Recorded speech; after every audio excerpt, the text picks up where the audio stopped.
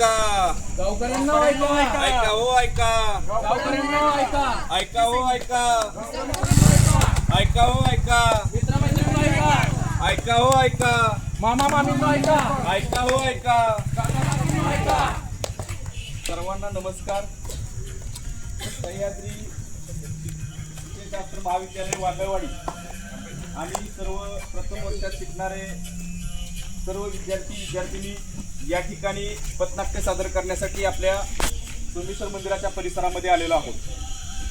खऱ्या अर्थानं पथनाट्य सादर करणं ही काळाची गरज आहे, कारण की आपल्याला भेडसावत असणाऱ्या समस्या या गोष्टीविषयी आपल्याला जनजागृती करणं गरजेचं आहे. या ठिकाणी आम्ही आमच्या महाविद्यालयाच्या वतीने आदरणीय बद्दे मॅडम यांच्या मार्गदर्शनाखाली आणि सर्व प्राध्यापकांच्या सहकार्याने या ठिकाणी हे पथनाट्य सादर करत आहोत. या पथनाट्याचं नाव आहे बघू यंदा येतंय का जुळून. बघू यंदा येतंय का जुळून. बघू यंदा येतंय का जुळून. आणि या पथनाट्यामध्ये आत्ताची सध्याची असणारी परिस्थिती, जी मुलं आता लग्नाळू आहेत त्यांच्या लग्न होण्यासाठी येणाऱ्या अडचणी आहेत, त्याचबरोबर आई वडिलांच्या मुलीच्या वाढलेल्या अपेक्षा आहेत आणि या सगळ्या गोष्टी करत असताना या ठिकाणी नैसर्गिक परिस्थितीचा होणारा जो परिणाम आहे या सर्व गोष्टींचा या ठिकाणी या पथनाट्यामधून आम्ही आपल्यासमोर मांडण्याचा प्रयत्न करणार आहोत. हे पथनाट्य सादर करण्यापूर्वी यामध्ये जे पात्र सादर करणार आहोत त्यांची तुम्हाला थोडक्यात आम्ही माहिती करून देणार आहोत.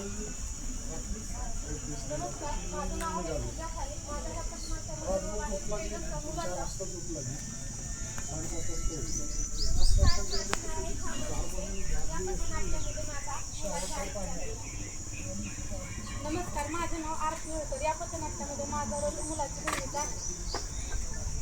या पथनाट्यामध्ये माझा रोल नवरीची भूमिका. नमस्कार, माझं नाव सतीश करे. माझा रोल मुलीच्या वडिलांचा आहे आणि माझं नाव भगवानराव आहे. नमस्कार, माझं नाव अमृता सावंत. माझा रोल मुलीचा. नमस्कार, पूनम कुरियर. माझा रोल आहे मुलीची आई. नमस्कार, माझं नाव संकेत अंबेकर. यामध्ये मी मुलीचा भाऊ, नाव आहे पुष्पराज. नमस्कार, माझं नाव संतोष कराडे. या पथनाट्यामध्ये माझा रोल आहे मुलाच्या वडिलांचा रोल या ठिकाणी करत आहे. माझं या पथनाट्यामध्ये नाव आहे सयाजीराव. सुरुवातीला आम्ही मुलीच्या घरातील प्रसंग आपल्यासमोर सादर करतो.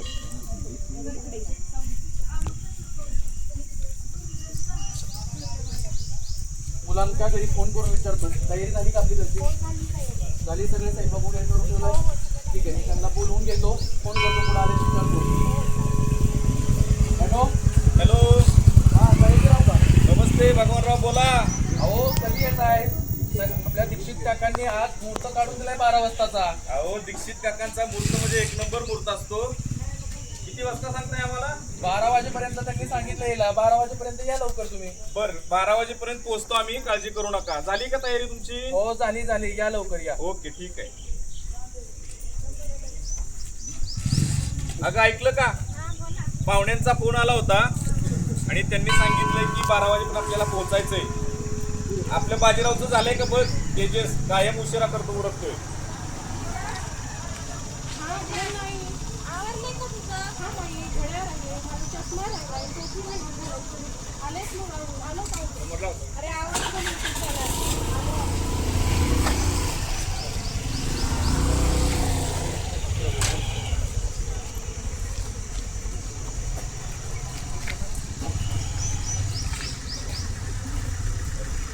या पाहुणे या.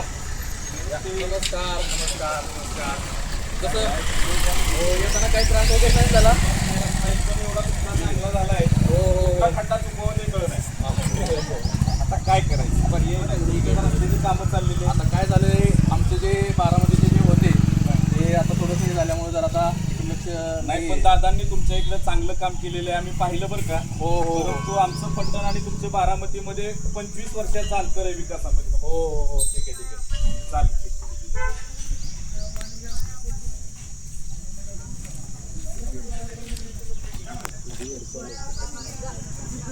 आता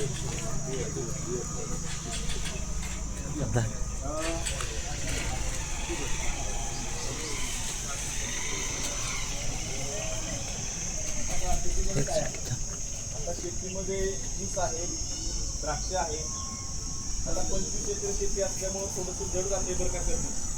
मागच्या वर्षी पावसाचा काय फटका वगैरे बसला होता तुम्हाला? अहो आता 15 दिवसापूर्वी झालेल्या पावसामुळं द्राक्षाचं फार नुकसान झालं. अगदी घरात आलेले द्राक्ष बघा आता त्यातलं जवळजवळ 75% उत्पादन तर आमचं वाया गेलं. मग आता बराचच लॉस झाला असेल. मग आता हे दुसरं काय फायदा कसा business वगैरे काय? आता लॉस झाला, परंतु या ऊसामध्ये आता ऊस चांगला आहे. आता यावर्षी ऊस जाईल, त्याच्यामध्ये चांगलं उत्पादन मिळेल. होय का? मग आता काय द्राक्षाचं वगैरे कर्ज वगैरे काय? साधारण 12-13 लाख रुपयाची औषधं झालेली आहेत. द्राक्षाचा मोठा खर्च असतोय ना. खर्च भरपूर आहे. त्याच्यासाठी यंत्रणा केली, परंतु ते झाकण्याच्या आधी पाऊस अचानक एवढा आला की ते आम्हाला झाकून सुद्धा दिलं नाही. त्याच्यामुळे नुकसान फार झालेलं आहे.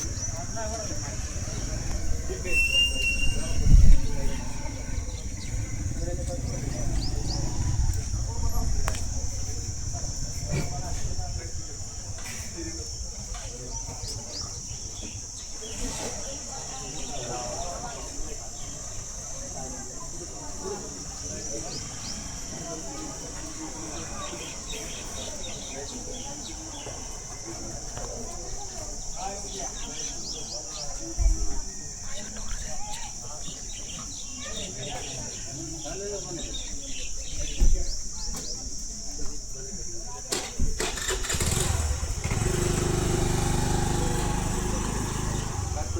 तेजस अरे लगेच कुठं पुढं चाललाय?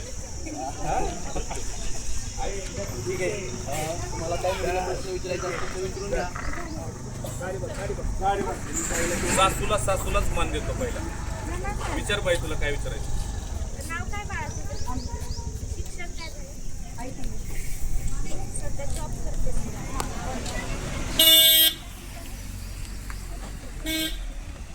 स्वयंपाकाची वगैरे आवड आहे.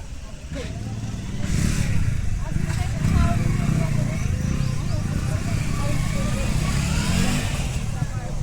मुलाला काय माहिती? काही विचारायचं का? नाव काय तुमचं? शिक्षण काय झालं?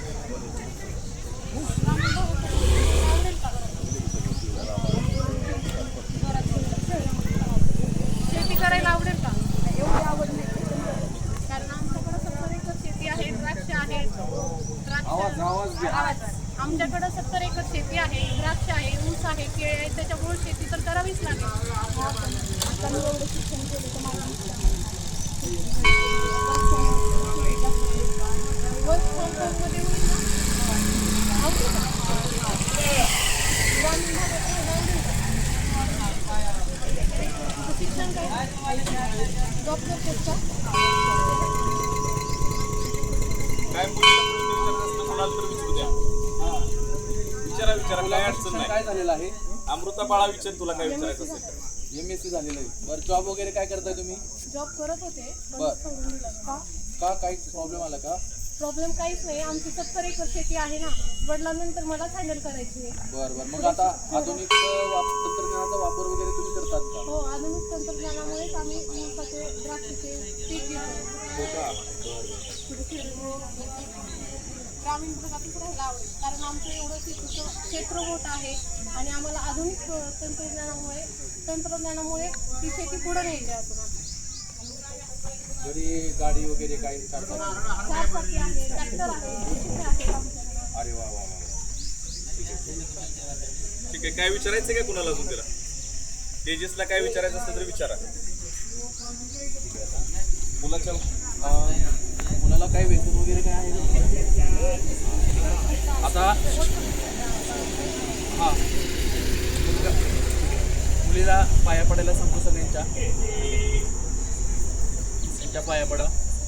ठीक आहे. आणि हा आमचा मुलगा आहे, पुष्पराज नाव आहे बघा त्याचं. पुढे या. पुढे या. पुष्पराज नाव आहे आणि LLB. आम्ही शेतकरी कुटुंबाचं असं सुद्धा दोन्ही मुलांना एकाला IT इंजिनियर केलेलं आहे, एकाला LLB शिकवलेलं आहे. लक्षात घ्या. पुष्पराज सगळ्यांच्या पाया पडून घे. पुष्पराज ठीक आहे नाही चला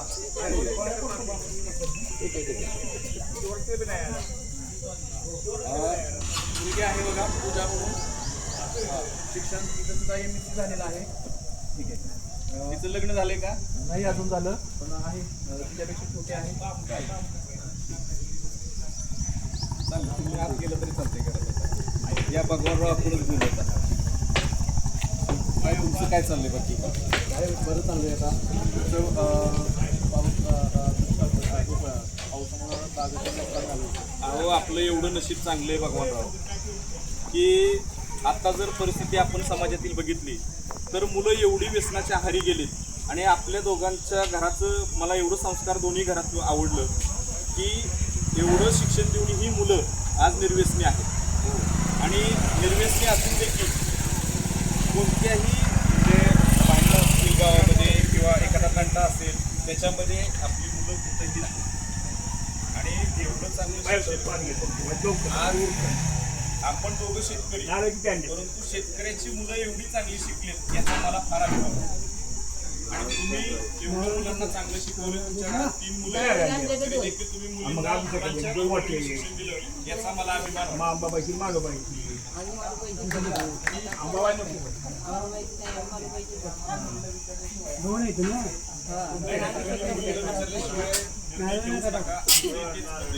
कारण की तिला पूर्ण आयुष्य काढायचं आमच्या घरात त्याच्यामुळे तिचा विचार घ्या आणि मग तुम्ही आम्हाला कळवा काय.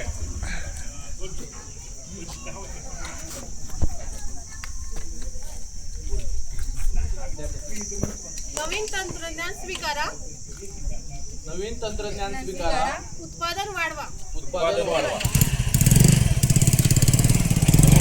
शेतीचा सन्मान करा. शेतीचा सन्मान करा. अन्नदात्याचा मान ठेवा. अन्नदात्याचा मान ठेवा. काय हवंय? काय हवंय? समजूतदार नातं. समजूतदार नातं. काय नकोय? काय नकोय? पैशाचा व्यवहार. पैशाचा व्यवहार. लग्न नाही व्यवहार, लग्न नाही व्यवहार. नात्यांचा असू द्या आधार. नात्यांचा असू द्या आधार.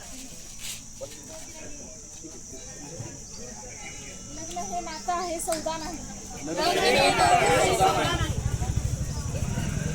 मुलगी वस्तू नाही, स्वप्न तिलाही काही स्वप्न नाही. वस्तू नाही तिलाही काही स्वप्न आहे.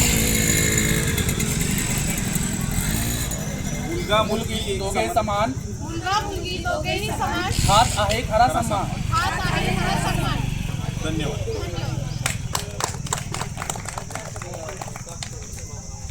चला पुढील ग्रुप